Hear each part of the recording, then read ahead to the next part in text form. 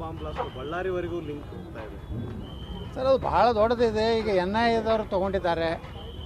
ನಿಶ್ಚಿತವಾಗಿಯೂ ಇದು ಭಾಳ ದೊಡ್ಡ ಜಾಲ. ಇದು ವ್ಯವಸ್ಥಿತವಾಗಿ ದೇಶದಲ್ಲಿ ಒಂದು ಅಸುರಕ್ಷತೆ ಅಭದ್ರತೆಯನ್ನು ಮಾಡಬೇಕು ಅನ್ನೋಂಥ ಸಂಚು ಏನಿದೆ, ಪಾಕಿಸ್ತಾನದ ಇರ್ಬೋದು, ISI ಇರ್ಬೋದು, ಅವೆಲ್ಲ ಲಿಂಕ್ ಅದಾವೆ. ಎಲ್ಲ ಏನು PFI ಇವೆಲ್ಲ ಏನು ಚಟುವಟಿಕೆ ಇದಾವಲ್ಲ, ಅವ್ರದ್ದು ಒಟ್ಟೆ ಗುರಿ 2047ಕ್ಕೆ ಭಾರತವನ್ನು ಇಸ್ಲಾಂ ರಾಷ್ಟ್ರ ಮಾಡಬೇಕು ಅನ್ನೋಂಥ ಉದ್ದೇಶದಿಂದ ಈ ರೀತಿ ದೇಶದಲ್ಲಿ ಅಶಾಂತಿಯನ್ನು ಇವತ್ತು ತರುವಂಥ ಕೆಲಸ ಮಾಡಿದರೆ, ಅದರಲ್ಲಿ ಕರ್ನಾಟಕದಲ್ಲೇ ಇದು ಏನು ಆಗ್ತಾ ಇದೆಯಲ್ಲ, ಇದು ಈ ಒಂದು ಕರ್ನಾಟಕ ಸರ್ಕಾರದ ಒಂದು ರೀತಿ ತುಷ್ಟೀಕರಣ, ಮುಸ್ಲಿಮರನ್ನ ಸಂತೈಸಲಿಕ್ಕೆ ಮಾಡ್ತಿರುವಂಥದ್ರಿಂದ ಅವರಿಗೆ ಮತ್ತಿಷ್ಟು ಸ್ವಾತಂತ್ರ್ಯ ಸಿಕ್ಕಂಗಾಗಿದೆ. ಸರ್, ಈಗ ನಾಸೀರ್ ಹುಸೇನ್ ಏನಾಯ್ತು ನಾಮಪತ್ರ ಸಲ್ಲಿಸುವ ವಿಚಾರ ಭಾಳಷ್ಟು ಚರ್ಚೆ ಆಗ್ತಾ ಇದೆ, ಅದ್ರ ಬಗ್ಗೆ ತಾವೇನು ಹೇಳ್ತೀವಿ? ನೋಡಿ, ನಾಸೀರ್ ಹುಸೇನ್ ನಾನು ಕೇಳಿದ್ರೆ ಈ ಪ್ರಕರಣ ನಾಸೀರ್ ಹುಸೇನ್ ತನೂ ಹೋಗ್ಬೋದು.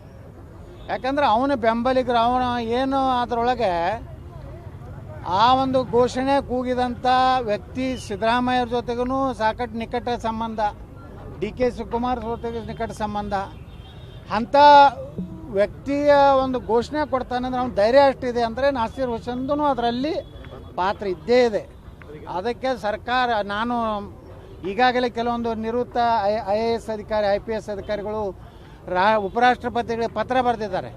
ಇವರಿಗೆ ಪ್ರಮಾಣ ವಚನ ಕೊಡಬಾರ್ದು, ಎಲ್ಲಿಯವರೆಗೆ ಈ ಒಂದು ಏನು ಪಾಕಿಸ್ತಾನ ಘೋಷಣೆ ಕೊಟ್ಟಿದ್ರೆ ಹಿಂದಿರುವಂಥ ಲಿಂಕ್ ಏನು ರಾಮೇಶ್ವರ ಕೆಫೆ ಮೇಲೆ ಆದಂಥದ್ದು ಎಲ್ಲ ಲಿಂಕ್ ನೋಡಿದ್ರೆ ಇದ್ರ ಹಿಂದೆ ಏನಿದೆ ಅನ್ನೋವಂಥದ್ದು ಸಂಪೂರ್ಣವಾಗಿ ತನಿಖೆ ಆಗುವವರೆಗೆ ನಾಸೀರ್ ಹುಸೇನ್ಗೆ ರಾಜ್ಯಸಭಾ ಸದಸ್ಯದ ಪ್ರಮಾಣ ವಚನ ಕೊಡಬಾರ್ದು ಅನ್ನೋಂಥದ್ದನ್ನು ಈಗಾಗಲೇ ನಮ್ಮ ದೇಶಭಕ್ತ ಅನೇಕ IAS IPS ಅಧಿಕಾರಿಗಳು ಒತ್ತಾಯ ಮಾಡಿದ್ದಾರೆ. ನಾನೂ ಒತ್ತಾಯ ಮಾಡ್ತೀನಿ, ಈ ವ್ಯಕ್ತಿಗೆ ರಾಜ್ಯಸಭಾ ಸದಸ್ಯತ್ವವನ್ನು ಪ್ರಮಾಣ ವಚನವನ್ನು ಬೋಧಿಸಬಾರ್ದು ಅಂತೇಳಿ ನಾವು ಉಪರಾಷ್ಟ್ರಪತಿಗಳಿಗೆ ತಮ್ಮ ಮೂಲಕ ವಿನಂತಿ ಮಾಡ್ಕೋತೇವೆ. ಈಗ ಕೆನರಾ ಶಾಸಕ ಅನಂತಕುಮಾರ್ ಅವರು ಆರೋಪ ಮಾಡಿದ್ದಾರೆ, ಕೇಂದ್ರದವರು ನಮಗೆ ಹಣ ಕೊಡೋಲ್ಲ ಅನ್ನೋ ಸಿದ್ದರಾಮಯ್ಯ ಅವರು ಬಂದ ಹಣವನ್ನೆಲ್ಲ ಮುಸ್ಲಿಮರಿಗೆ ಮೀಸಲು ಕೊಡ್ತಾ ಇದ್ದಾರೆ. ಎಷ್ಟು ಮಟ್ಟಿಗೆ ಸರಿ? ನೋಡಿ, ನಾವು ಅದೇ ಹೇಳಿದೆ, ಮಾನ್ಯ ವಿಧಾನಸಭೆಯಲ್ಲಿ ನಾನು ಹೇಳಿದ್ದದೇ, ನೀವು ಬರೀ ಕೇವಲ ಒಂದು ಕೋಮಿಗೆ 10,000 ಕೋಟಿ ಕೊಡ್ತೀನಿ, ಏನು ವಕಫ್ ಆಸ್ತಿಗಳ ರಕ್ಷಣೆಗಾಗಿ 100 ಕೋಟಿ ರೂಪಾಯಿ ಕಂಪೌಂಡ್ ಕಟ್ಟಲಿಕ್ಕೆ ಕೊಡ್ತೀನಿ ಅಂತಾರೆ.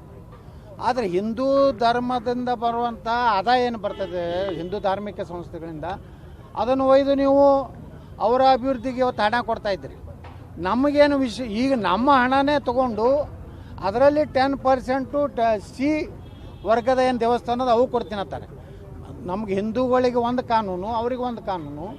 ಇದು ಕೇಂದ್ರ ಸರ್ಕಾರ ನೇರವಾಗಿಯೇ ಯಾವುದೇ ಅಭಿವೃದ್ಧಿ ಹಣ ಆಯಾ ಸ್ಪೆಸಿಫಿಕ್ ಯಾವ್ಯಾವ ಯೋಜನೆಗತೆ ಕೊಡ್ತದೆ. ಹಿಂಗೇನೋ ಇವ್ರಿಗೆ ಬೇಕಾಬಿಟ್ಟಿಯಾಗಿ ಮಾಡಲಿಕ್ಕೆ ಅವಕಾಶ ಕೊಡೋದಿಲ್ಲ. ಆದರೂ ಇನ್ನು ಜನರಲ್ ಫಂಡ್ ಏನು GST ಏನು ನಮ್ಮ ಪಾಲು ಬರ್ತದೆ, ಅದರಲ್ಲಿ ಇಂಥವೆಲ್ಲ ಮಾಡಿ ನಮ್ಮ ಕರ್ನಾಟಕವನ್ನು ಇವತ್ತು ಸಾಲದ ಸೂಲಿಗೆ ಇವತ್ತು ರಾಜ್ಯ ಸರ್ಕಾರ ಇವತ್ತು ತೊಗೊಂಡು ಹೋಗಿದೆ.